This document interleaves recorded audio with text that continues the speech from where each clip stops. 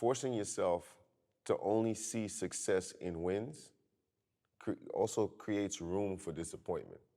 Because if you don't gain it, if you don't win the Olympics or you don't win the World Tour or a World Tour,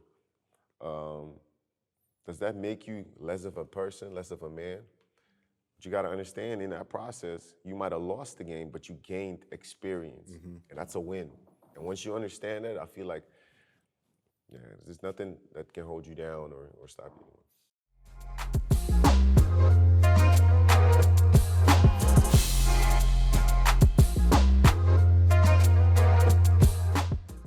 What is good? Welcome to a very special edition of Word on the Streets podcast. Why is it a special edition? Because it's the season opener edition. Okay, World Tour's on the way. World Tour opener's on the way. And of course, we in the damn, and we all together. Boz Rozendaal, the Mountain, Vince Chang, the energy. I'm the voice of 3x3, Kyle Montgomery, coming at y'all from 3x3 Unites, our good friends here in Amsterdam. And we made the trip to come out here, Vince, to join Boz. Look, we're waiting for this for a long time. And not only that, busy week in 3x3 news-wise, several items that we're going to kind of discuss here. Boz, you want to tell us what those are? Yeah, let's get it started. Huge news out of Los Angeles where the Olympic Committee decided that not only do we have 8 teams per gender, they've added 4 per gender for the 28 Olympics. Now we're up to 12 teams. Huge news, big implications when it comes to the qualification cycle. What do you guys think? I think it's massive. I think it's great. Imagine the pool of countries now that were already interested in 3x3. Now I think it's going to be insane. The qualification, and I think obviously we're going to see some new countries that potentially qualify for the Olympics, expanding the pool. I'm interested to see what the format is going to be in terms of how many games we play, how many days that they'll be. That hasn't been announced yet, but this is the biggest news we've heard in a long time. It is, and I really am interested in seeing how countries are going to start taking 3x3 more seriously. Now there's like a better chance for you get into the Olympics because, it's a club. Not many people didn't even know this sport existed 2 Olympics ago. All of a sudden, Tokyo was decent. Paris, really showed out. Shout out to your homers. But now they're going, there's a chance for me to bring home a medal, to play this game, street ball, but then seriously represent my country on the highest stage of competition. Facts. Countries are going to go ham. Facts. And I think the competition is going to be fierce leading up to the Olympics. It's going to be in Sepulveda, which is, a lot of people were expecting to be on Venice Beach, but I understand it's going to be a beautiful venue out there.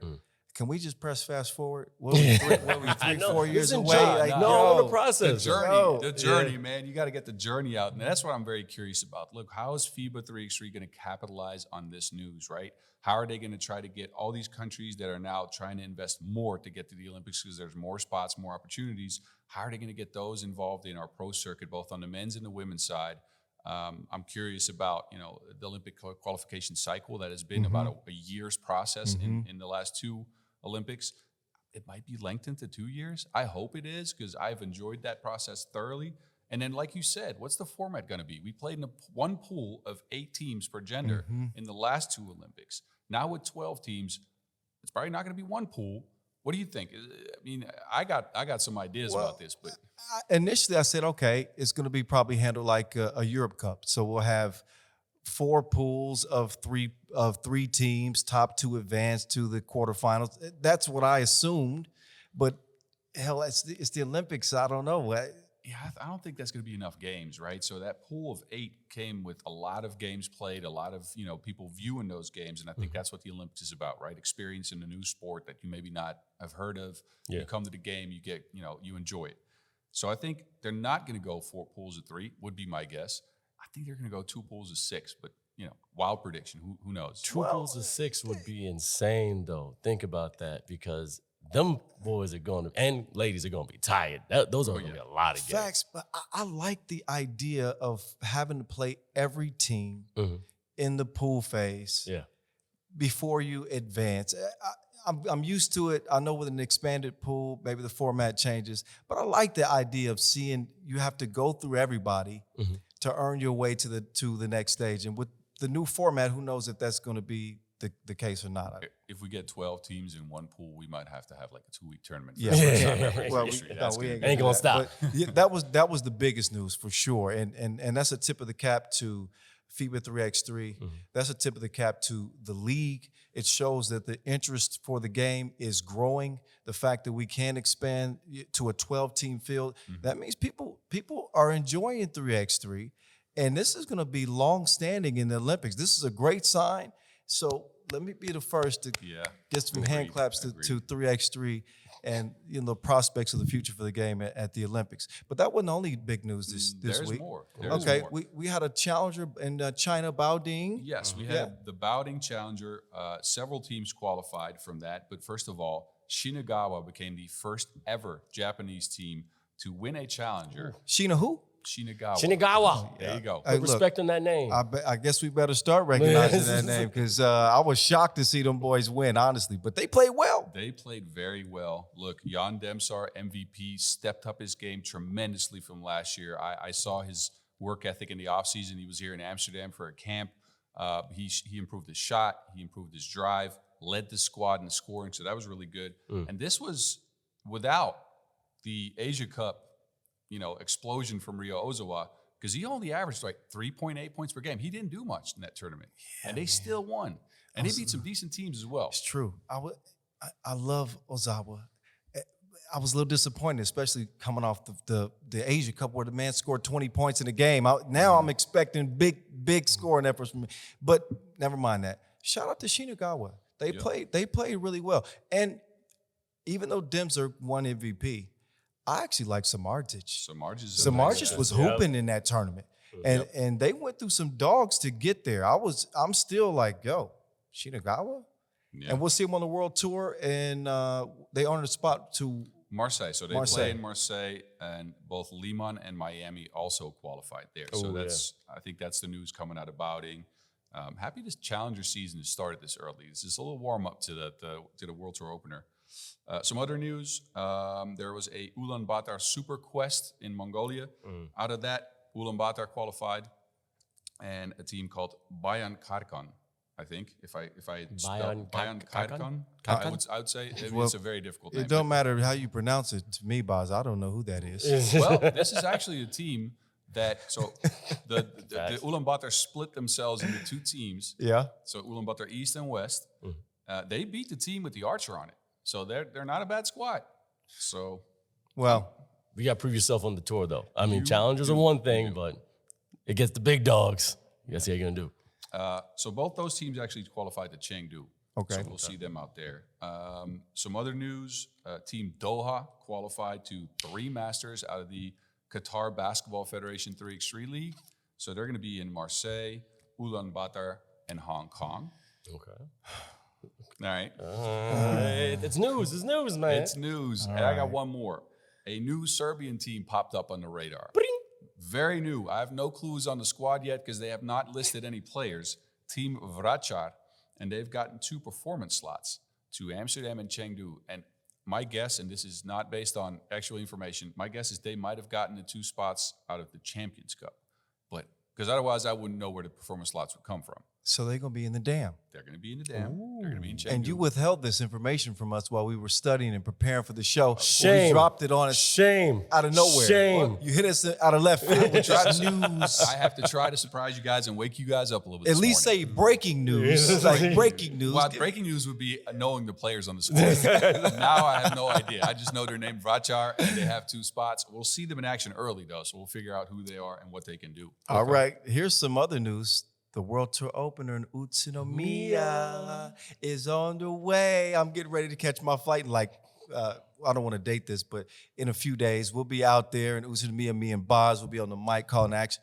Listen, we talked about this. The tournament's loaded. Yep. 1 through 12, we didn't even want to make a pick because we're like, yo, it's the opener.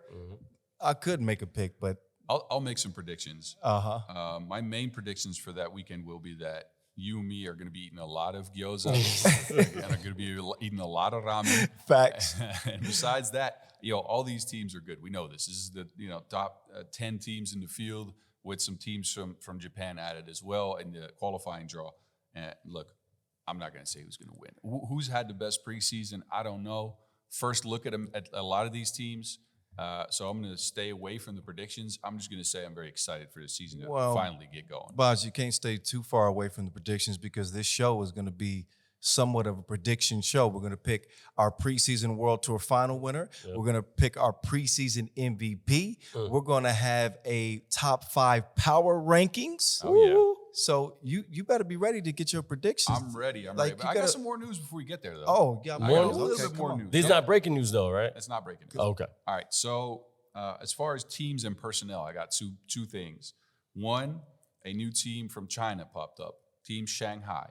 And on the squad are 2 of the Asia Cup players, so Yan Peng and Han Yu Guo, as well as Zhu Yuanbo that we've seen in the past playing for Beijing. Strong, good player. Yeah, big body. I think they're going to be all right. I think they're going to be a good team. I mean, I like what I saw out of Guo at the Asia Cup. And he really played with some fire, man. Like, I hadn't seen that in the past. I've always liked Han Yu Guo. I've always liked him. He's tough. He finishes at the rim. He's a good shooter from long range. This team might be something to keep an eye on, but I wouldn't put them. They're on the radar. They're on the radar. Right? It's just a slight beep, little bleep on the radar. They get a little bit beep. They have an advantage playing, right? Because they're going to get wild cards from the host for a lot of the Chinese Challenger tournament. So they're going to have a lot of room to prove themselves without having to go through a light quest, qualify to a Challenger. They're already going to be in a Challenger. We'll see how they do. Second bit of news here. We talked about Team Lugano on the last episode. Wes Montagny, Bikramjit Gill, and Malika Lujuwecki on that team. They've added 2 players. You guys know these players from the America Cup, actually. So again, random additions from Lugano here. Is one of them Canadian? One of them is Canadian. So Grant Allen Audu. Okay. I again have no idea. Like, I've watched some of the America Cup. Solid guard, can shoot it if he's left open, but a little bit streaky. Okay. And then Zesati Espinoza, who's in Team Mexico. And apparently he had some really good games during the America Cup. He was killing. He's a big body. He's aggressive in the post. Okay. So those are 2 new adds. To me, that makes that team a little bit more interesting because last week I was a little bit hard. I was a little bit hard on him. What are you talking about? I was not brutal, but it's not the individual players. It was the collection of the players together that I didn't think worked so well. All right. Well, that was the player, personnel, and team news. Before we get into this season preview, let's take a little break. All right, fellows. The beginning of the season always brings a new type of excitement. We're ready to dive into the World Tour opener in Utsunomiya. And this is the prediction time. This is the time when you put your name on something and you don't hide from it. You put your name on something. None of us really know, because the year is coming. But let's have some fun, shall we? We'll start with our Power 5 rankings, right? Should I get us going? Or yeah, so how do you want to do this? Like, we go 5 to 1? 5 to 1. Okay. Curious. Right. Okay, apparently I'm on the spot first. So I don't mind. I'll get us started. I'm going to go with, at my 5 spot, Power rankings, Miami. Now, this is a team that I believe has a lot of potential, but they're newly constructed, and I'm not certain that they'll be as good as they were last year. I don't know. I believe in them sometimes I don't. Mitch Hahn sometimes, to me, looks like he could be the A player, the go-to guy, and sometimes he doesn't. I actually like Trey Bardsley in that lineup. I think his quickness is disruptive. I think that he's a guy that needs to be on the floor every time. But then what are you going to do with Dylan Travis? Henry Caruso being the new add with that team. Hey, there's some questions I have, but they're good enough to where I'm going to put them 5. Number 4, I'm going to go with Rifa. Ooh, you a Donker fan, bro. I do. I'm a Dennis the Menace fan. I think he is a bad man. I think he could potentially be MVP of the league this year. Okay. I think when Rifa play their A game, they could beat anybody in the league because of the components that they have. They're quick. They move. They can shoot. Donker has proved himself to be a 7 points per game scorer last year. The majority, he was in the running for MVP. Had it not been for Worthy's heroics, I think Donker, for me, maybe outside of Strahinja, was number 3 in the MVP running. Don't be looking, y'all looking at me crazy. Y'all don't like that. Y'all looking at me crazy. Okay, I'm gonna keep it moving. Number 3, I'm gonna go with Toulouse, All right. Oh, okay. formerly known as Paris, with the addition of Ralph Wilson as a rotational player. Or who knows, maybe he makes his way into the starting lineup. They're tough. They're a defensive team. Frank Segala, to me, is continuing to get better. The Joker, Paul Joko, is the best on-ball defender on the perimeter in the league now that Arvin Slaughter is gone. All right, so I'm gonna give Toulouse they love, and I love the addition of Raphael Wilson. His versatility, man, that team is going to be tough. Okay, number 2 now, Amsterdam. Damn. Thank you, fellas. We are in the dam. I appreciate y'all chipping in with that. Amsterdam. People like, yo, Voice, why didn't you pick them in number 1? They just won the World Tour final. They got Worthy de Jong. He's the face of the league. When I saw him in Baudin, I was not impressed. And I think that Arvin Slaughter's absence from that team is glaring. I like Bell Connect. I like his ability to shoot. And I know it's a small sample size. I've seen him in one challenger, but I just thought that they should want to come out and even in a challenger make a statement. They got bounced in the semifinals. It's a team that I thought they should have beat. And I think my number 1 pick is obviously going to be Oob. I think Oob is pissed off. Yeah. They are angry about how the way last year went for them. You know, they're sitting here and they're watching the social media and they're seeing Worthy's face on everything and all the praise for Amsterdam and all. They are in the lab. These dudes are going to come out. I wouldn't be surprised if Oob won 7 Masters this year. That's noted. I mean, I think that they're going to be that pissed off. They're going to take this personally this year. Amsterdam, to me, I don't know if they're going to be ready. And I know, Boz, you're going to chime in on it. Vince, you too. But I don't think they're going to be ready. I think Oob is going to be on a hellish streak, and they might win 7 or 8 Masters this year. So that's my top 5. That's pretty dope. I mean, we were talking about this when we were chilling last night, having a good time, and I just have one change with that. I hear you, Riffer. Okay. I hear you, Dennis the Menace. I give it a. I'm still looking at Vienna as my number 4. Why? I'm still looking at Vienna because I think just as you're saying how Oob is pissed off, Vienna is going to be pissed off as well. And Lenortner should be coming back this year after the injury. And that was their missing piece from last year. It was an Achilles injury, though. That's a serious injury. But you have tough players that come out of tough situations and come out even tougher. I think Lenortner has that drive, that passion, and that mentality to come back and be a key component to this team. We already know Sohail is a decent defender, but he's a smart player. And he was up and down last year. He was up and down. And Quincy Diggs, as far as I know right now, has not been activated to the roster. That's the okay. So Marathi, easy. Yep, we already said Marathi. we like Marathi, Tony Blossom. There's solid players. But when they come together, Top 5 in the league. I said They're not better than Radon Varis. Radon Varis hop trends, for me, the Lithuanians, I wanted to put them in there. Vienna, to me, no disrespect. Mm-hmm. They have given me no inspiration to make me feel like they are going to be a top 5 team in the league this year, especially without Quincy Diggs. Who knows if he plays or not. For me, y'all sold on Vienna for whatever reason. Y'all must have had too many beers or something out here. Oh, we had some good beers last night. We did. But, that one to me is a little bit wild. Like, I don't know. You like him, and I'm sure Boz likes him too. I can tell from his face. I think you guys are done with that little cat fight now. Okay. Let me tell you what's really good. No, look, here's where I went about this. Power rankings, right?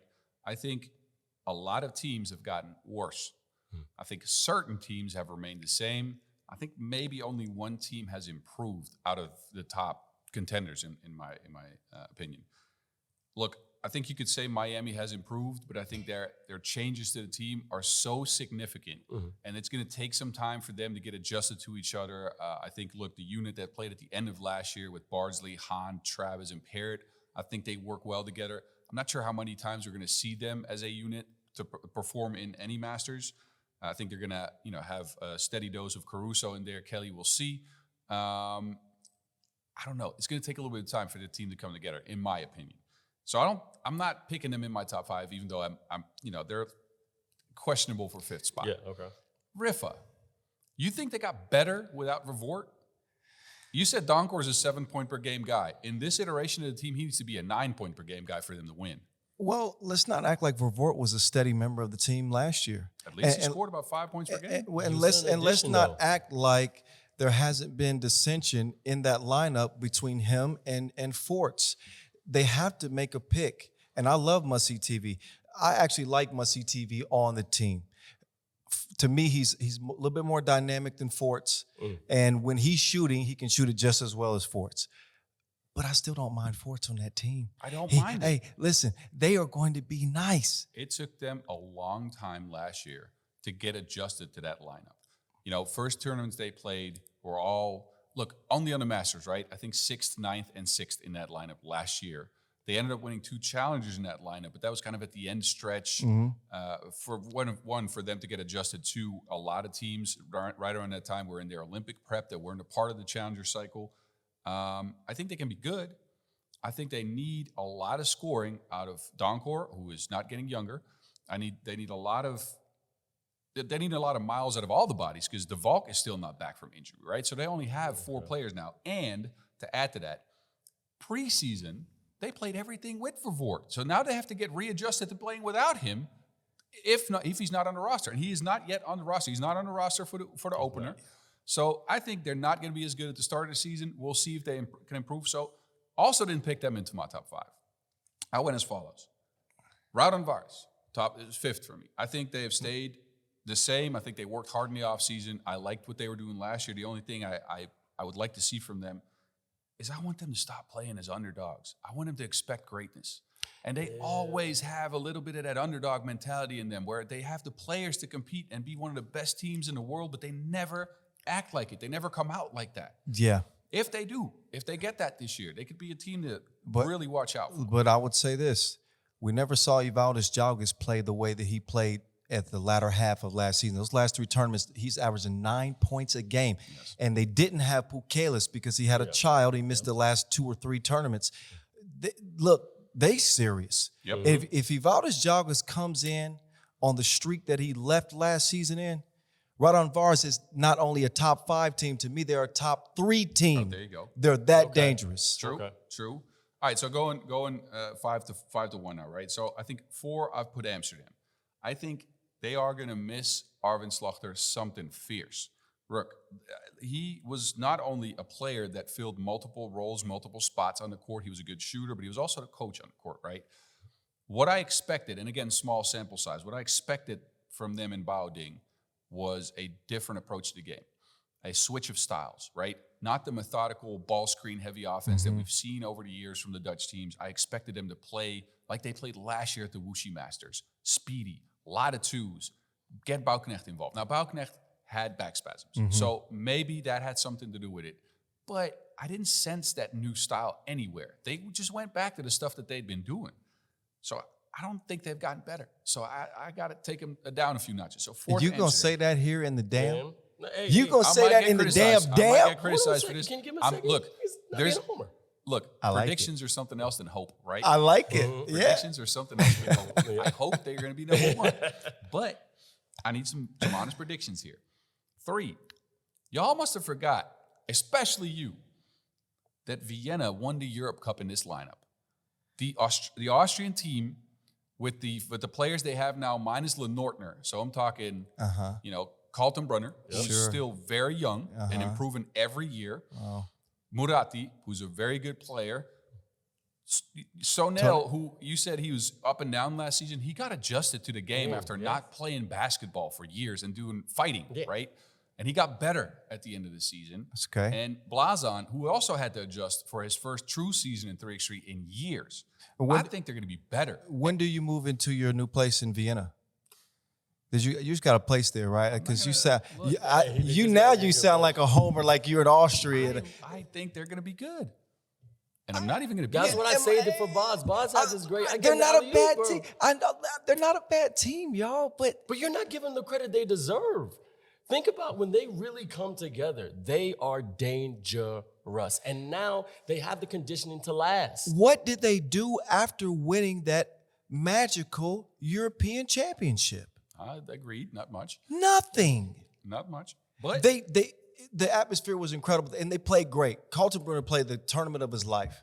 And after that, while expectations were high, the rest of the season, they did what? You got to take your lump somewhere. You got to take your alone. lump somewhere. All right. So Okay. the one thing I question on their squad though is, first of all, will Diggs join the team? If not, who's going to be a sixth player? And then look, Lenorkner had a very serious injury. And usually when you see players come back from that, it's not just a year to come back to the court. It's another year to get back to yourself, right? So I hope he gets back into form and he gets back to his old ways, because he was one of the best role players in the entire game of 3x3 basketball. Facts. Yeah. I'm not sure if he will be. And if they're stuck with 4 players and a half of whatever Lenorkner ends up being, maybe. Maybe this will be a bad prediction. We'll see. 2, I got Toulouse because they got better. And it's not to detract from what Alex Villarreal can bring to a team, but I think they got a proven scorer in Wilson. If they can integrate him into their system, I think they're going to be very good. If their baseline is getting to a finals in a tournament, which kind of what it was last year, Yeah. I think they've gotten the guy that can put them over the hump. So we'll see, especially with other teams not getting better. I think I have them as number 2, and same as you, I got Oob number 1. They're going to be pissed, and I think they're going to roll the field. I think they're going to be really good this year. I think they already have 6 Masters, and they haven't have to qualify for anything. So They're going to win 7 or 8. I said maybe. 7 or 8. Maybe. That's true. And we were talking about how every single one of those players can take over a game. Every single one. Dejan Majstorovic, he can shoot. Brankovic, this man can just turn on Super Saiyan when he wants. Barracks turns into the Hulk. And then he can actually, once in a while, knock down the 2 if he really concentrates. But then Stojacic, this man is Dr. Strange for a reason. And the thing about that is they're becoming, and correct me if I'm wrong, actually a little more unselfish. Sometimes they do take over games with the type one-on-one, just everybody, just move away. Just like LeBron would go. No, they're actually making the extra pass, getting a little funky with it. Maybe taking some, pages out of Dushan Bullett's book, and we're going to talk about the GOAT every single time we can. And then... Shout him out. I ain't mad at it. Shout him out. So now, not only you have a scoring powerhouse, now you have an angry scoring powerhouse, and then also a unit that's willing to make that extra play to make the team look good, not make me look good. So I do have, even though I think they're going to be really good, I have 1 or 2 questions. One, they tend to rotate 6 players. Who will be player number 6? I know I think it's got to be the Eliminator. Oh, no, 5th is Lemon. Like Naranjic is the 5th player on the squad. Okay. So they already have 5. So they got Majstorovic, Stojacic, Barac, Brankovic. and then Naranjic. Yeah. They don't have a 6th player yet.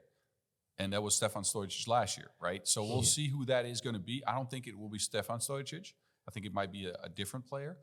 It's going to be important, though, because they usually rotate 6 guys. That's true. Especially in difficult seasons. And so maybe question 2 and 3 at the same time. Or my question marks with them. I told you on one of our first pods that I think they've lost that sense of inevitability that they had in the past. I think this is the year they could get it back, though, unless age finally catches up with Dejan Majstorovic, who has put a ton of miles on his body. He's been in the game for forever. Don't count on it. He went from babyface to gray. Like I saw some old footage from them in whatever Abu Dhabi in 2012 or something pop up on my timeline, and he looked like he was 18 years old, and now he's a father. He travels the world all the time. I'm not sure if he's going to be as good. I think he might be, but if age finally catches up with him, as well as with Stojacic, who he's been steady over the last few years. Yes, but he's capped out at right around 7.5 points per game, I think, which is really good. But if age catches up with either one of those guys, they might not be number 1. Don't count on it with Majstorovic. True. I talked to Coach Jadero out in Bangkok, and I was asking him how camp is going. And he said that Majstorovic is setting the tone in training camp at 36 years old. Okay. He showed me a video of Dejan hitting 10 twos in a row, just light work. I don't know how he does it. He's dipping in the fountain of youth. But that's one person on that team that I'm not betting against. Dejan Majstorovic, I ain't doing it, bro. All right. So, okay, so those are your Power 5. We agree for the most part, except for y'all Vienna love affair, whatever y'all got going on with that. All right, so now things get a little sexy because now we get to pick our preseason pick for World Tour Final winner. Okay. This is completely like we have no idea what to go off of. So we're going World Tour final winners and then sleepers, or should we do sleepers first? You know what? That's right. We probably should go with 2 sleepers first. Okay. All right, boys, it's time for our Oh, it's our sleeper picks. It's our sleeper picks. Who are the 2 teams that people are sleeping on this year, Vince, that might make some noise? I think if they come together, and we were talking about it in the post, that if they're able to not want the ball every play, Chang. Here's the thing. Okay. We got Batman and Robin, but they're getting a little older. So can they score as much? Now, we all know both of them can go ham one-on-one, but then they got a monster, a berserker in that man Forte.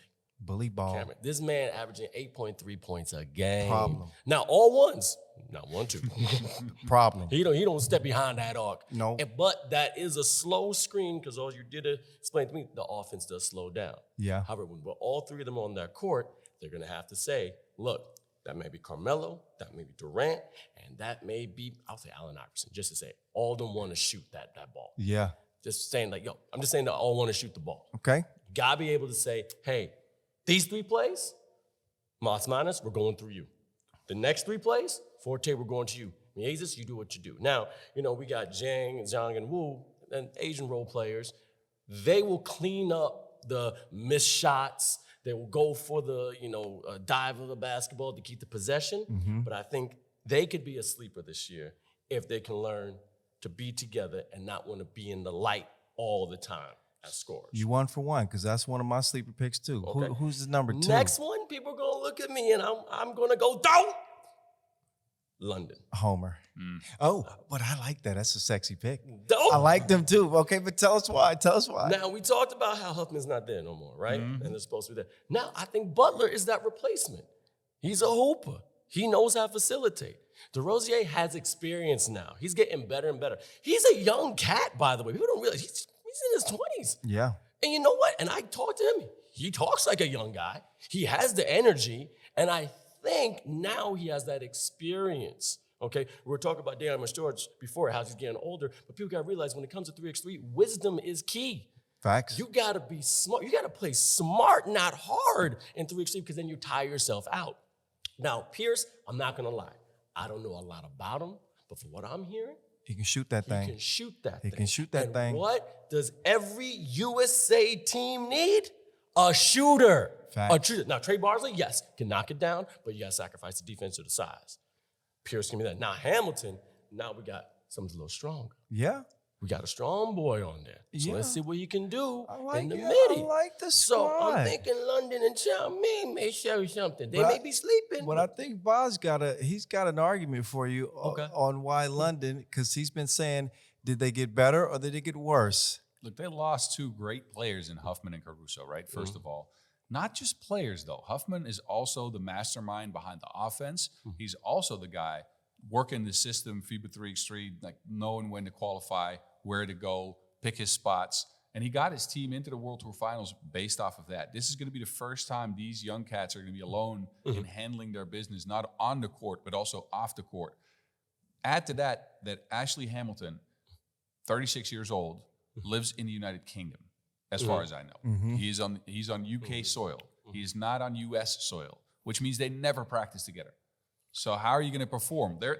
My guess is these fellas will get together 2 days before a tournament, practice a little bit in 2-on-2, and then just go play. And look, they're all hoopers. I think they can manage, but I do think inexperience will nip them in the butt. And then Chang Ming, look, I've been, I'm fortunate enough to play 3x3 as a big guy in the game and to be a focal point of offense in certain tournaments. You will get extremely tired playing the way Forte does, being a bully, having to go one-on-one every time, having people hang on your arms, push you around, yada, yada, yada. Okay. It always takes away from one thing, defense. Los Manos Mies can still play. They can still guard. But a lot of their action, especially in that lineup with Forte, is one-on-one movement, one-on-one action. Not a lot of screening going on there. Also getting tired. So we'll see, because they play a long season. It's not just the FIBA 3x3 circuit they play in. They also play in the Chinese 3x3 circuit. So there's a lot of games on those bodies. We'll see. I don't mind the picks, though. You want to go first, or you want me to go do my sleepers? Go ahead. You're already rolling, boss. ready? Go Okay. ahead. Who you got? All right, so I got a homer pick, and I got a pick that I think is going to. Don't. Yeah, of course. All I right. had to at some point. Look, I think, first of all, Team Utrecht showed me something last week in the Bouding Challenger. I know you're going to look at me funny, but what I needed from them to go from outside of the top 10 to possibly inside the top 10 is they needed good ball handling, good shooting, right? And Shea Adetunji featured in both of those.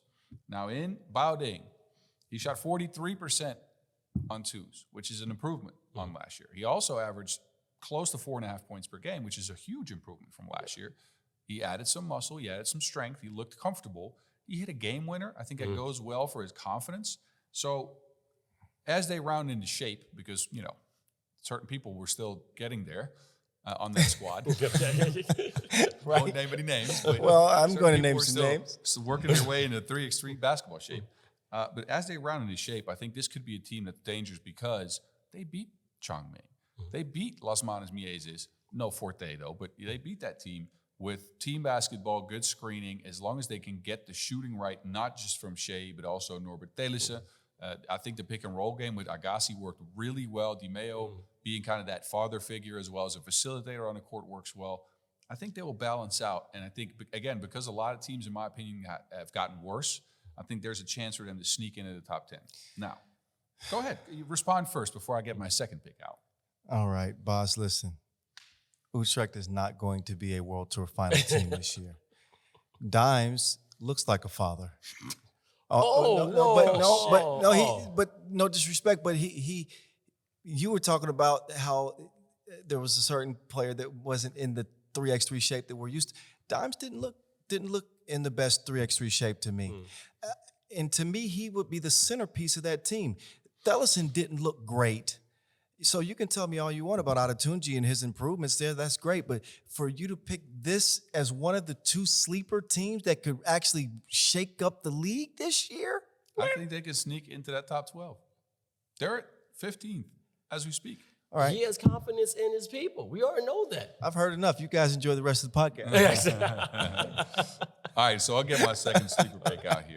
And this is a team I think is going to maybe, if they do well, they could move into that top 7, maybe even top 5, even if they do really well. I like this team. Last year already, they made some huge changes, and it's Team Hangzhou. Okay. Hangzhou qualified in the preseason to 3 World Tours already. They have won several competitions. They have made some huge changes to the squad. They added Jovanovic. They added, Lazic. And they played with the cat in the preseason, and I hope he makes the team. I don't know if he will because he's played in China before. Filip Kaloderovic, and he was so good. He's one of the main reasons they won the 3x3 XE League, got a bunch of World Tour spots out of that. I think if they can get this team with him, so the 4 players they already have with him, and kind of build on what they did last year, I think they're going to be really good. And again, with other teams getting worse and them definitely getting better, I think they could sneak into that top 10, maybe even more. I can get with that pick, boss. I can get with that one, but that first one, man, my goodness. Shoot out of What's that. wrong? All right, mine are quick. I agree with Vince, with Chang Ming. I do have some questions about if there's enough ball to go around for all the players on that team. And I always worry about a team that kind of plays old school 3x3, which is featuring your big to be the centerpiece of your offense or running your offense through your big. But Forte is that dominant, right? But I don't think that's conducive to the way that Las Manos and Mieses have found success in 3x3 and the way that they play. And he's a dominant personality. He wants the ball. So there's too many alphas on that team, and that's what I'm a little bit afraid of. But I'm still going to pick him as a sleeper. My next sleeper is the young boys, the young German boys, Bonn Baskets. Oh, Bonn They Baskets. changed their name from St. Pauli. But listen, man, Fabian Giesman, as long as he's coming back, Denzel Ajibman, give me those 2 all day long. They're getting better. Every year, in fact, we've seen them take a step forward. Every year. They haven't gotten worse. They've gotten better. They've gotten more competitive. They gained more confidence. And I've said it before, but I think that Giesman, he keeps playing 3x3. He's going to be the future MVP of the league year after year after year. The kid is that special to me. He's that dominant. There's not a matchup in the league that I think can deal with him. And I think they could potentially, this could be the year that they take that step, where we like, okay, now they're here. They here? Did you see their ad? I think I mentioned this I on one didn't of the see it. previous No. pods. No. So they added a kid named Rotimi Sofiana Oguni. And he's 19 years old and stands 7'3" and can move. 7'3" and is mobile? I like him even better now. He's mobile. I didn't know about that roster move, but I like him even better now. Is he 7'3" 7'3". for the win? See, I already won the preseason picks. Like it's crazy. I just want to do a wish. Can I do a wish on this? Can Make we a wish. find a way to get Australia on the world tour? They are. Well, more, yeah. More. Not just one or two. Because I think if they get the repetitive taste of that competition, they're not a sleeper. They're awake. And then I think they would be in the running, becoming top 3 in the world tour. Throw New Zealand in the mix too, boy. Yes, for sure. Because Tatui, oh my God. Tatui. But those are inception sleepers. This is like 4 layers. Yeah, down. exactly. This is like 4 layers down. That's wishful thinking. All right, fellas. So now we got 2 more picks to make, which are going to be our World Tour final winner, preseason pick, and our MVP. I guess we should probably go World Tour final winner first. Okay, I'll just make it easy. go ahead. Oob. I second that. Oob. But you know, I think Oob are going to get it done, But man. can I cut? No, I think is going to be MVP though. Well, are you agreeing with the Oob No, first? we're Okay, we're all in agreement. We're in agreement here. Okay. And we're talking about how old this man is, but he's been running practice. I think Dejan Majstorovic gets MVP. That's kind of a look. I sure. Is that a reach? Is that a reach? Is that a Look, reason? Dejan has been. I don't know if he's had any big MVPs. It's been Str33ts. Before that, in the Novi Sad days, it was always Bullet. So he's been a very, very good complementary player to a star. I don't think he's ever won a league MVP. I don't think so. That's it could be the first time, but my guess is we're going to see a lot of Neranjic this year. Oh, And nice. my guess is Neranjic will get it because he does well in the player value department, and that's what they base MVP on mostly. So he gets a lot of rebounds. He gets some key assists. He can shoot it a little bit, and usually they feature him up to right around 6.5 points per game, which. I mean, Stojic could still take it, but I think Neranjic might get it this year. Well, we're going to keep it all Serbian. I'm not going to pick either one of the guys you picked, but I'm going to go with Doc Strange. Oh, I think that Doc Strange is going to play with a chip on his shoulder. I think he's been averaging 7 points a game, which is great, right? But I think that he's going to take his game to the next level this year. I think we're going to see a more matured Strahinja Stojic this year. I think that the Serbians in general and the way that they play, and the reason I think they're going to have a great year anyway is because they take it very personally. Yes. They take the game personally. I think they've been in the lab. I think Doc Strange is going to take it to the next level. I think they're going to win the World Tour final, and he's going to regain MVP. And that wasn't my pick coming into the year. I thought that Amsterdam had overtaken them, but I underestimated just how valuable Arvin is to that team and how they work. So I'm switching it up. If I was going, but now I'm going with Oob, and I'm going with Doc Strange MVP. I just one last thing, because I think, again, I'm not talking bad about that, man. This may be Majstorovic's last year. You don't know that. Maybe. Whoa. We don't know that. That man's going to play until he's 46. He's going to 46. He got 10 years left. You tripping. But I'm saying, because all the success he has, right now, being a family man, traveling as we were talking about, maybe he goes just pedal to the metal this year, puts it all on the floor, because he will leave on top. Think about last year, yes, Amsterdam did something that we rarely see, that hat trick, getting, the world, getting the Olympics, going to the finals. And now it was met, but the previous 2 years, Oob was on top. Now they're going to want that back. So maybe I'm just thinking, he just says, you know what? We come out on top, number one, I could just hang it up and just be a coach or something. It's not a crazy pick. It's not a crazy pick. Like Majstorovic could easily become it. And I don't know if this is a personal pick for me, but I would like to see Dejan Majstorovic win a league MVP. Yeah. I think there's been at least 1 or 2 years where he's deserved to be the league MVP, and for him that will be the cherry on top. So I'm not mad at that pick, but I still think that Doc Strange is Doc Strange the best player on that team. Let's make no mistake about it. Doc Strange MVP. All right. All right, so look, the picks are in. We got our World Tour final winner predictions. We just picked our MVPs.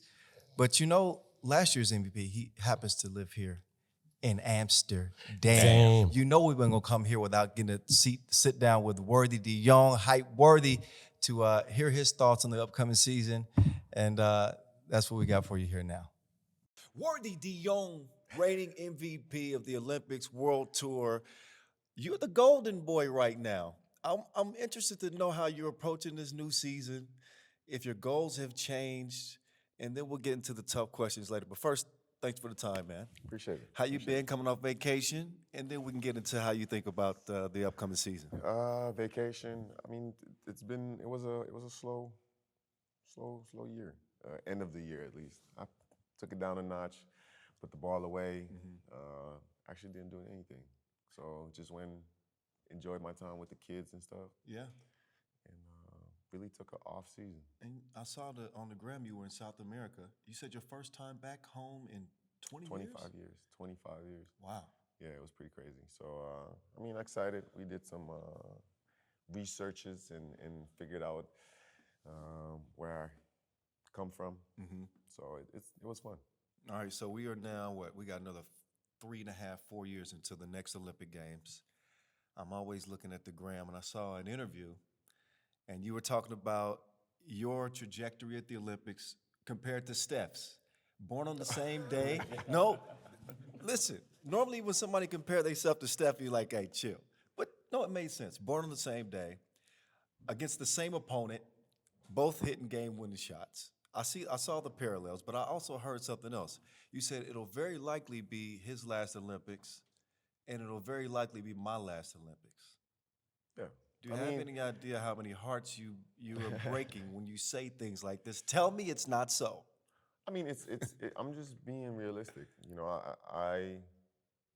if the game takes me all the way there, if my body feels right till that time, then I might be there. But I can't be certain now. I can't give you a definite answer that I'm gonna be there.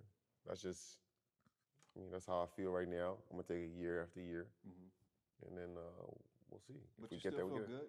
I still feel good. I'm still enjoying the game, and that's one of the most important things in this whole journey. You know, that I enjoy what I'm doing, and as long as I'm doing it, I think I'm gonna be good at what I'm doing. I want to elaborate on that because you're like a eccentric kind of guy. You got like an energy about you. When people walk in a room, they look at you and you kind of glow. So you say some things that make me think all the time. Like you had an interview when you're MVP, like it was written in the stars, right? And you're going how that as long as you put faith in the game, the faith will also give you the joy back. And you said another interview that you actually lost the joy in the game. Yeah. So I want to know, did the gold medal spark the joy again, or were you getting it back during the season? No. I think so. What you're referring on is I lost the love for the game in my 5-on-5 career, and 3x3. That's where I gained it again. Oh, okay. And it just all came full circle for me. So at the end of my 5-on-5 career, I feel like I was peaking. I was playing really, really good. I had a great Eurobasket. I had offers to play in Europe, but I lost the joy. Yeah. It was not giving me back what I needed, and that gave me a certain lost balance in my life. There it is. You know, basketball was there to clear my head when times was rough, whatever. But I was gone. And then during my last season, I started playing 3x3 every Friday morning with the guys from Team Amsterdam.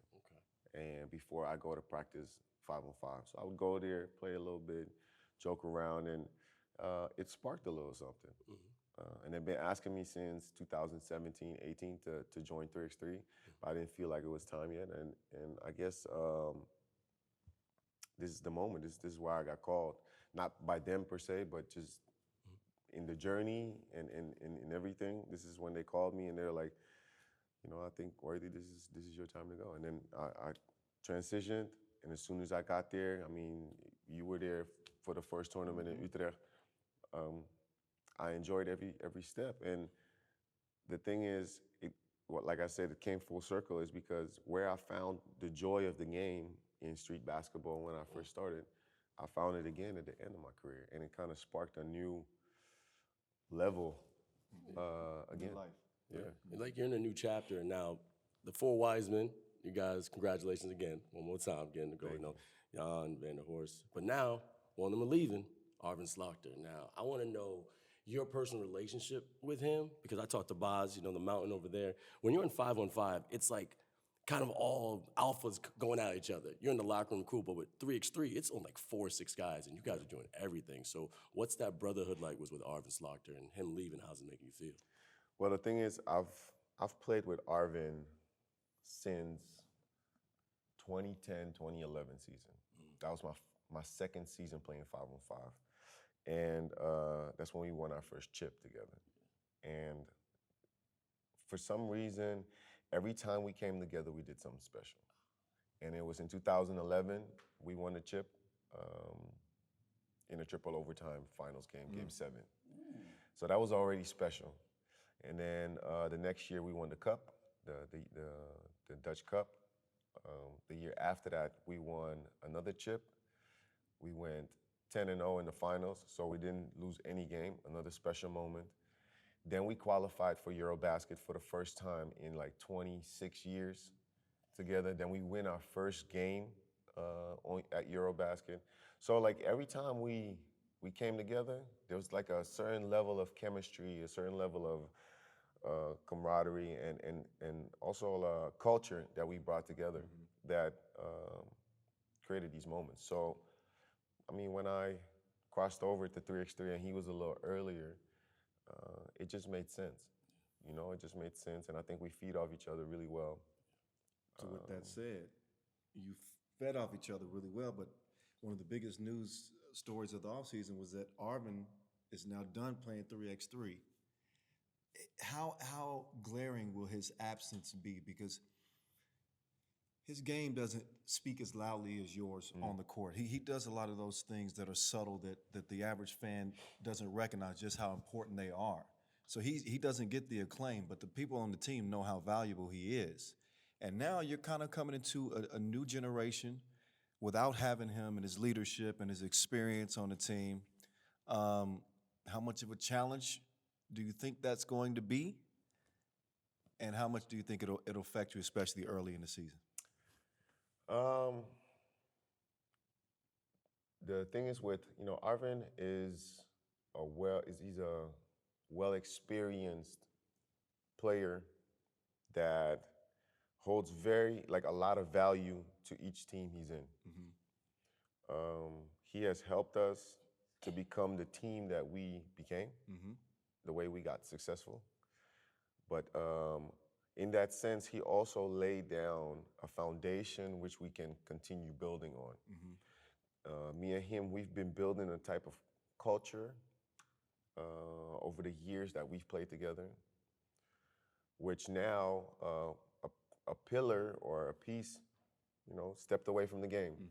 And I understand his take, I understand his reasoning, why, and you know, he's been around for so long, and ending it like this is probably the best way to end your career too. So drop the mic type season. Yes, it sure is. So it's a big piece that we are missing. But if I continue to sit on like, shit, he's gone, what are we gonna do now? Then we'll never move forward. In that same sense, like, somebody else will have to step up. And what I noticed when I stepped away from 5-on-5, if I look back to that team, because I had a big presence, other players didn't have room to grow. So I feel like right now, we created space for other people to grow. That's a good point. So with that being said, one of the greatest, left a body of work behind. But now we need somebody else to create a body of work. Now, Vince was talking about your aura earlier, like when you come into a room, it's undeniable. I think he said when he sees you, he sees a bright light. But when I see you, I see lunch meat. All I want to do is take you onto the court, but we can handle that after this I thought you was vegetarian. No. I eat everything. Grass. Yeah, you're looking, well, I probably shouldn't say that. Yeah. You better think twice. Let's talk about your evolution. From Worthy with the long hair That was the first year I saw you, the Worthy that with the blonde hair to the spotted hair. So now are you Ain't got got any nothing. color in there? Nah, I ain't got nothing. All there. right, but in the last 3 to 4 years, that I've watched you in 3x3, do you feel like you're a better player now? And you're 36 years old, right? 7 now. 37. 2 weeks ago, 3 weeks ago. 37, yeah. And I need your secret. But at 37, you feel like you're better now? You're getting better with time? I think just like in 5-on-5, as years passed and I gained experience, I noticed the game slowed down for me. And this is the same thing happening in 3x3 with me. I can see moves happening before they happen because you know the game. You know what happens when you do this. What is the effect of this? So I would say I get better. My game slows down because I move with purpose. Whilst you see certain teams that come in the game, they just run around, and that's how I was in the beginning too. I was just Using your athleticism. yeah, but I don't get you this far. And you would see that when I first started with Utrecht, my usage was very high. I was tired quick, and then at the end of the game, once in a while I would still be able to do it, but other times I'd be just too tired. But as that progressed and I gained experience, you notice that my usage would get less and my movement would be purposeful. And we would spread the usage. So everybody would have their own lane to move in and complement each other in the sport. Got it. And, with 3x3, it's like organized chaos all the time. But like you said, you're slowing it down, and that comes with wisdom. I mean, I'm still the young buck here, but you have a lot more experience in the game, and I've been seeing it. However, other people have been seeing it too. So how do you feel about this bullseye that's on your back right now? Because you've done some things that are like unspeakable. I mean, winning MVP, winning the Olympics, winning the World Tour, bomb, bomb, bomb. And you are literally the face of 3x3 right now. Now, no shade to Dr. Strange, but this man kind of looks a little better. Second pause, by the way. That's a compliment, man. Come on. You just called the man lunch meat. You gonna eat him? Like, bro, what? Stop.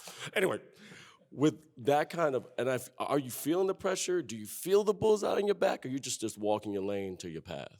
If I would say I didn't think or know there is a bullseye on my back, I'd just be stupid. But I know it's there. I just don't care. Because, and that's what I was saying, I've been talking about it a lot, and it sounds like, I don't know how the thing is, a lot of players, I don't know if y'all know, at times I would talk back to somebody. Yeah. But that's only because somebody says something stupid. But usually I let my game speak. Because what I've noticed is that I play for different reasons than these players. Each one of them plays to just win. Get the money, get the number one spot, get the next world tour, get to the finals, get MVP. I play to have fun. And I require that from myself. I put that first. I want to enjoy what I'm doing because I know what happens to me if I don't enjoy the game anymore. Yeah. So with that being said, I don't really feel pressure because I'm just enjoying what I'm doing. Like people ask me what are you thinking on that last shot? And I mean, do you imagine how it would feel? It feels terrible to lose in the finals, of course. But you lose and you get silver at the Olympics. That's insane. On the biggest stage, only 4 years. Every 4 years this comes around. Exactly. And you are one of the Olympians to win silver all time. Your name is engraved in stone. It's not wood, it's in stone forever. You lose, you get silver. Yep. It sucks to lose, but your prize ain't less. It's nice. I gotta ask you because your mentality is different, and I think people see the highlights. They see your athleticism, but I don't know if people know how cerebral of a player you are, and I think that's what's attributed to you being able to slow down the game It's making the crafty moves. It's understanding the positioning. It's learning how to manage your body and your conditioning throughout a 10-minute sprint. But also your philosophy is different, right? It like you said, people they want to win. Their goals are this, this, and this, and this. And while you do want to win, it's about the process. And I think you find that you enjoy it so much more if you don't focus on the winning. You focus on enjoying the game. But where does it come from? Who inspires you in some of your thought? There's different people that inspired me in this thought process, but it only clicked the moment I was at my lowest point in my life.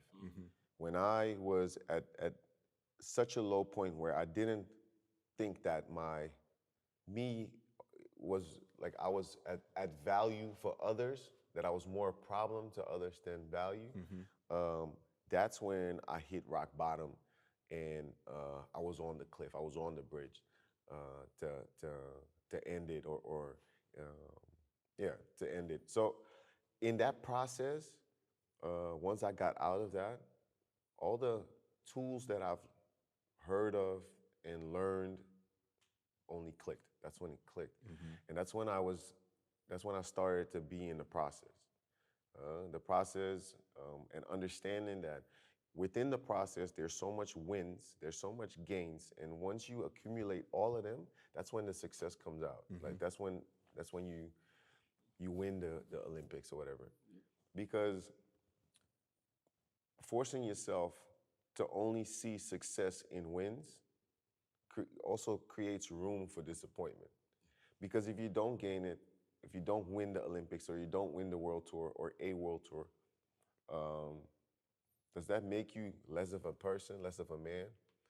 But you got to understand, in that process, you might have lost the game, but you gained experience, and that's a win. And once you understand that, I feel like there's nothing that can hold you down or stop you.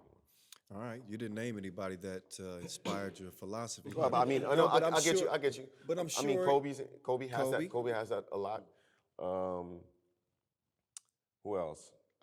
you read my book, obviously. Which book did you write? And what you're saying right now, it sounds like something that I've written. It's Then poetic. if you want me to reference you, No, but honestly, I give you props on that perspective, because I agree with the way that you look at it. With the success is always in the journey, because outcomes are unpredictable. You can play your best game, but that man or those men on the other side, they might have a better game, and you can't judge who you are in wins and losses. I think that's beautiful. I want to go back to the Olympics for a second, because the biggest news of the offseason is the fact that the Olympic fields are expanded now to 12 teams for LA 2028. What kind of impact do you think that's going to have with the field being expanded and having a different format going forward? And does it inspire you more? Do you think it's going to be more competitive? Do you think it's a good thing for the game? I think it's a compliment to the sport, because this shows that it's growing. You know, that the people at the Olympic Committee are thinking about what's going on and seeing what's which way we're moving. So I think it's nice, but I also think that it's gonna put a lot of people on game that shit. Now we can make it too. Yeah. Now we're going to invest into this too, because it's possible. It's realistic. So I mean, overall, like, I don't think about those things too much, but I think this definitely complements the sport. This will help it grow, create awareness, and bring a lot of competition. Now he talked about that bullseye. Now that bullseye gets even bigger. Now you're gonna have cats from Taiwan gunning at you, cats from New Zealand gunning at you, from South Africa. Yeah, but like we are the bullseye, but we also hold guns, so we do shoot back. That's a bar right there. That's a bar. You want to shoot, we're gonna shoot back. All right, cool. No, but it's a lot like that. You know, everybody. You know, you are the popular guy. You are the big man. You won. This team won. You have the bullseye, but you know. We got guns too. We got guns too. Well, it's the thing. Everybody's gonna be shooting and expanding it now. More countries are gonna come through, and I think it's opening up the floodgates to other people. As you said, I can get a gold medal for 3x3. I don't have to play 5-on-5. Bet. But you've been in the game for a while. You know the competition. I want your opinion real quick. Other than Doctor Strange, because we go back and forth with you and him. Who else in the league currently think has the talent to almost surpass you, or is your biggest competitor? Other than Doctor Strange. I mean, I would say the other competitors would be Las Manas and Mieses or something. Like I really enjoy when playing against them, and I don't think there's been a lot of occasions that I've beat them. Okay. But who else? Dennis the Menace, Donker, Yeah, he can play.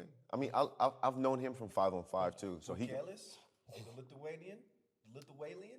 Wow. I mean, He can play one-on-one. No, he can play. He can play, and he's one of the most efficient players underneath the basket. Bet. A lot of people talked about Marcus Cousins, but Pukelis is a problem underneath there too. Yep. And he's been in the game way longer. Yep. So, yeah, like I mean, we can talk like. Well, I'll hold all their names. He asked you that because yesterday we made our MVP predictions, preseason MVP. Wow, that's quick. Well, listen, we're going into the World Tour opener, so we're making preseason picks for MVP, preseason World Tour final picks, stuff like that. And we talk about the top 5 players, and if it wasn't Worthy or Str, who would be that guy? So that was where that question was birthed from. Speaking of Speaking of the opener, You just gonna skip my question? I didn't even hear what you said. I said who y'all had. Oh, you'll find out. You're gonna have to watch Okay, the that's show. what I'm talking about. And you have to watch more than just your interview, right? We know you like to look at yourself, but you got to watch the whole podcast. I talked about y'all. I came in here with a question. Listen, World Tour opener in Utsunomiya is coming up. I'm leaving here and getting on the plane and heading to Japan. It's always stacked. Top 10 teams in the world. You know the teams. You know the faces. Y'all underperformed at the Baoding Challenger. I watched some of them. Yeah. Okay. So, how are y'all feeling going into the opener? This is the big stage now, and I'm sure y'all want to start the season on a positive note. So, give me your thoughts heading into the opener. All games is going to be on a positive note. So we started. See, what you want to hear is, yeah, I'm gonna get there. We're gonna beat their ass. We're gonna no problem. Yes, that's exactly what I want to hear. But it's not realistic. Yeah. We are in the process. Yeah. We have adjustments. The realistic part of that is we will have to go through some struggles. Mm-hmm. And that might occur there, it might not. We might click. Mm-hmm. All wheels might click, and we might be just smooth sailing or dropping great competition. But we're in a process right now. And this is the first big challenge for us to see where we stand. Mm-hmm. But I think we have a good chance to be very competitive there.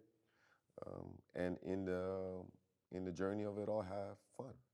Now, journey has been a common word throughout this whole podcast right now. And I've been watching your Instagram, and you started this vlog. This is the journey. Like episode 4 now, I want to say. It's supposed to be episode 4, but it's too time consuming. It's a lot, right? And I told people, like, I was realistic with him. I was like, listen, I'm trying, but it's hard. I'm all over the place. I got so much other things I gotta do. So I have to figure out a format to simplify it and to be able to multiply it. Well, I'm watching it, and to me, and I'm just gonna say it as black men, it's hard to be emotional and be open up in that. And you're exposing yourself. So I wanna know who or what gave you the courage to put yourself out there on a social media platform like that? Like that is mostly because of my experiences, the things that I've been through, like I've referenced on or talked about earlier, where I, at a certain point in my life was, is what created this right now. And on top of that, it's mostly, you don't know who you can inspire. Yeah.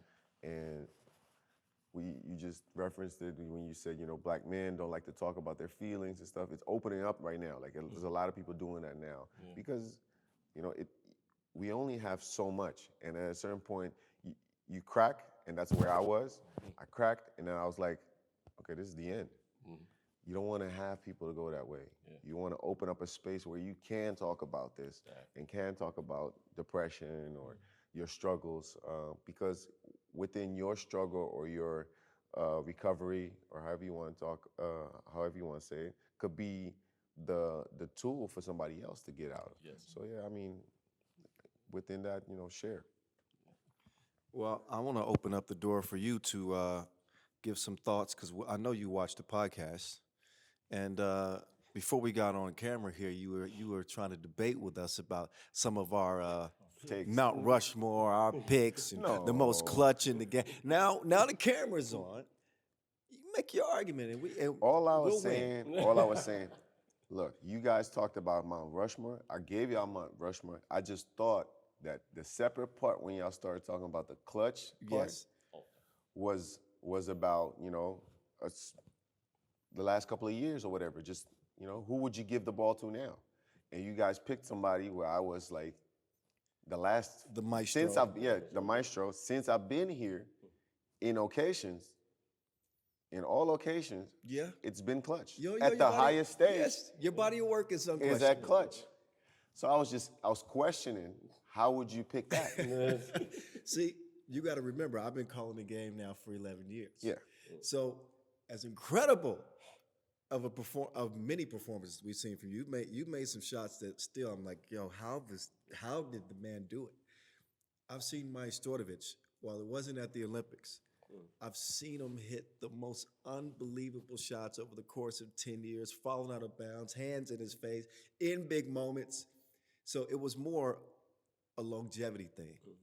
But I think if we're grading the league from the moment you got in the league, I ain't gonna blow your head up, but there would be a lot of awards that would be different if we're looking at the last 3 years. But my prism is always 10 years.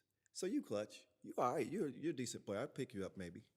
I consider you on my team. I would consider But Mike you too. Str33ts, bro, look, and even now, last shot of the game, I'm picking Mike Str33ts. But that's fine. I mean, but if you pick, then you pick for just to shoot, or you also want to win. Just to shoot. Well, then why would you pick him? Because he's gonna knock it down. He's clutch. Well, He's lights out. Well, I gotta bring him out. Oh, you switch teams now? No, not switching teams. His question though. You said you just want to shoot or do you want to win? Yeah, that's Why the you thing. want to shoot? He No, said that's shoot. But when he shoots, at the end of the No, game, there's a difference There's a between. difference, There's though. a lot of people that are shooters, and Roz, there's help me. winners. No. You drowning. You drowning in the air. Hey man. this interview is No, that's not, I'm listening to you. It's I'm like, just your wordplay, man. You gotta get correct. No, hey, all credits to my Str33ts. He has an amazing body of work, and so is other players on their team too, man. This Dr. Strange, Brankovic, all these players that have been on OOP have an amazing body of work. That is Jimmer. Yeah, but I'm talking OOP right now. Like, Jimmer was there for how long? You wanna? A blink. But like, in what sentence do you pick him up right now? You say Jimmer. All of us. We having a conversation about body of work, which I don't fit in. But you naming Jimmer. Like, I'm trying to figure out now. Come on, man. If I had to pick, look, Mike Str33ts has done it consistently for a long, long time. In your time in 3x3, you've done it consistently. Now we have to evaluate the players in that context. So Jimmer, we ain't just talking about the greatest shooter in 3x3 history. This dude played the league. He's one of the greatest collegiate athletes to ever step on the court. Okay. If I got to pick between Jimmer, Maestro, and you for the game-winning shot, I'm even going to take Jimmer over Mike Str33ts. Okay, Is that a crazy take? it's not a crazy take, but it's that you're combining the two different games though, which is interesting. Who would you rather have shoot it than? I mean, Mike Str33ts, yes, but Jimmer, who's the more potent shooter? Just knock Okay, down. listen, I'm gonna break it down to you. I'm gonna do it like this. I'm gonna break it down to you. If you let's look at how people got to their shots. My Str33ts, how does he get to his shots? He's always coming off a rub. Somebody setting the screen. That's been his career. So you are saying right now you are saying him For the shot. for the shot, but he still needs his team to get to his shot. But for the play, I give it to you. Yeah, no, but that's what I'm saying. But that's what I'm saying. Like you are mixing things right now. Yes, you are. Listen, there's I'm getting different hit too. scenarios in a game. If it's a last second shot, you're gonna pick a guy who can get it up, quick release, who is clutch, knockdown. If you got 10 seconds on the clock and you got a guy who is unguardable, then I'm gonna give you the ball over Jimmer or Majstorovic or you name anybody else. But if it's 2 seconds to shoot, I've made my pick. And who's 2 seconds is what? You can't do nothing in 2. You can make up. We have seen things done in 0.5 Didn't I seconds. do it against Oop You can't in get 2 to the cup seconds? in 2 seconds. You crazy as hell. Bruh, what? Yeah, no, I'm a Worthy right here, man. I'm a Worthy. He's No, man. listen, you've been in this game for 10 years, 11 years. And I ain't never seen you get there in 2 seconds. I probably get there in 1. What are you talking about, bro? Oh my God. We'll cut this out, but I do remember certain jump ball situations in the World Tour Finals. That was 2 seconds. I had a drive, spin, move, step back. We're gonna edit this part I'm out. trying, This part Kyle. doesn't exist. No, You cut this up and you put that in It's there. more than 2 seconds. I'm trying to be on your side, but But if it's okay, if it's 2 seconds, who do you pick then? Because you can't run a play. You can't run a play for Majstorovic. 1 second. And Jimmer, I'm gonna give me Majstorovic. he's just gonna chalk it up. He's 6'6". He's clutch, and he's got a history of making shots. no, we can go back and forth debate. You're an amazing player, but also you have amazing style. Okay, I've been watching, and you're fearless on the court and fearless off the court. And like, I'm wearing pink for Easter. Happy Easter for y'all. But I have a question. I don't know if I'm gonna ask you this. If you can start your own line in anything, clothing, shoes, and pick one designer to jumpstart you, who would it be? A designer. But I'd probably pick, because I'm in that type of style right now. Like, I'll probably pick the guy from Fear of God. Oh, man. No, it's not Virgil. Not Virgil. Fear of God is, man, I forgot his name. I have to look it up. But fear of God, though, yeah. Yeah, Like, the guy that started Fear of God. I like the way he designs his stuff right now. And because, like, you know how to just mix and match, and also, I'm still trying to learn about style, and you have a Jerry street. Lorenzo. There you go. Jerry And now you would go with that. Now, because you're not fearful of colors, you're not fearful of textures. But again, one of my favorite players ever, Deion Sanders. You know, if you look good, you feel good. Yeah. You feel good, you pay good. If you play good, they pay good. Yeah. When you walk out in the streets of Amsterdam with your style, how does it feel? And then also, as a funny thing, when you walk up with them tiny shorts, I don't know how you do it. Does that give you extra confidence? Like, I want both sides. Well, I mean, my style, it kind of went quick after, I think my last season in 505. I really started wearing other clothes and like really styling myself and being inspired by things I see and really look up stuff to wear. So yeah, I mean, I've been working that for a little while. Yeah. Been enjoying the process and figure out, create an identity around who I am. The short shorts, it has been there since, like, I don't know, 2015 or something. Like it's been a long time I've been doing this. And it kind of started off because I used to wear these super, like scuba type tights because I needed them for my groin. Because I had stretched my groin, like I had an injury. And them shits was so hot. They was really hot. Because usually when you wear scuba clothes, you go in the water, it's cold.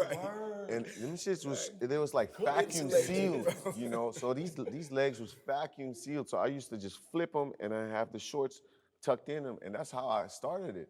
Oh, okay. I think this is the first time we've heard this story. I used to do it because my legs got hot, like everything got hot. I was worried about your circulation. First year I saw you, I said, your veins is popping out in your thighs. I said, is he trying to do this? But that's not because the tights is tight. You know, the legs is right. Oh, it's because of leg work. That might be a bar right That there. is a bar right there. That's a bar. I don't know if I should do that. But This interview is going off the rails. All right, I got it. You also are an avid photographer. I've Yes. seen some of your shots. So this is a photography question. A lot of people won't get this one, but Leica or Hasselblad? I mean, Leica for sure.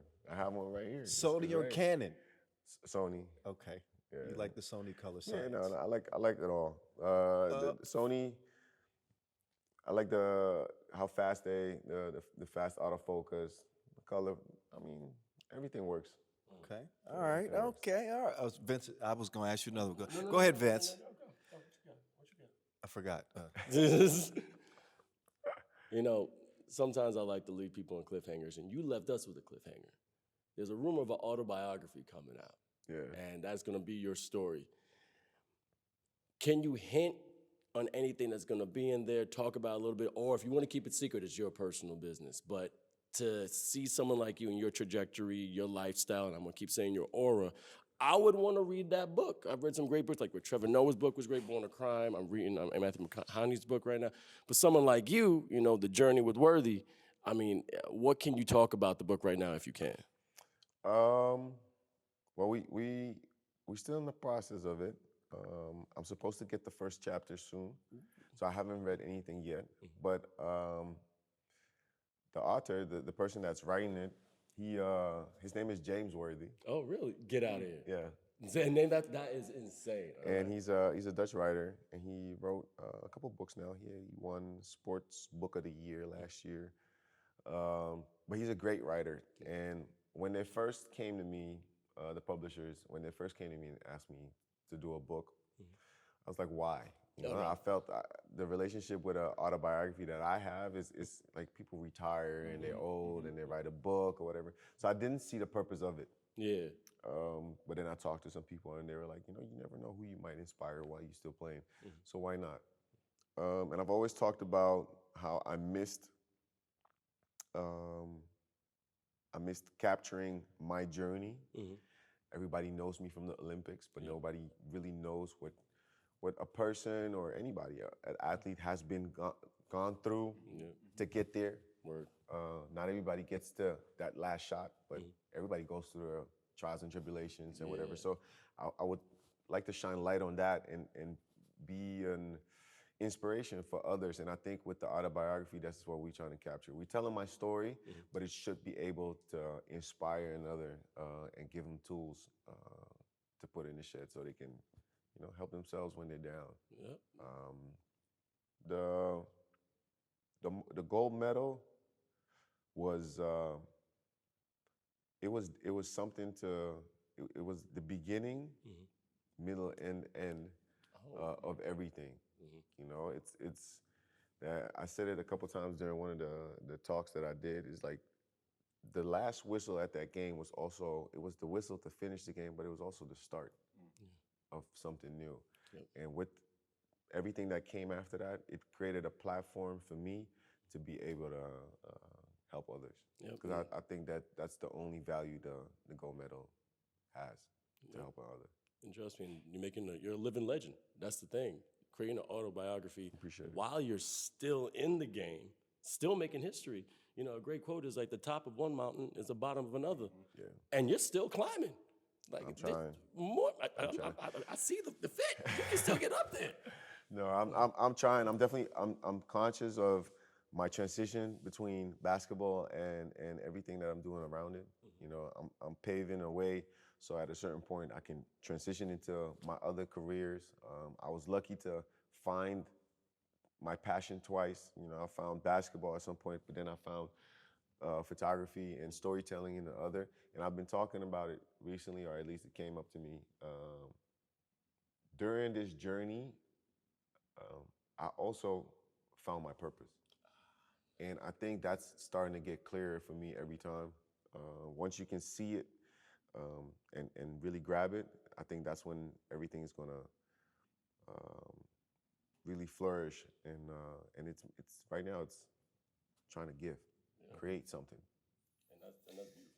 And your intentions are good. Man, I'm proud of you. Appreciate it. You know we joke a lot, but I got nothing but love for you, man. I'm looking forward to watching you play this season, calling the games. We appreciate you taking the time, man. Appreciate it, man. Nice to talk. Appreciate it. Yeah, I got you. All right, gentlemen. Listen, we've had some fun on this pod. Boss, first of all, thank you, bro. You've been an outstanding host.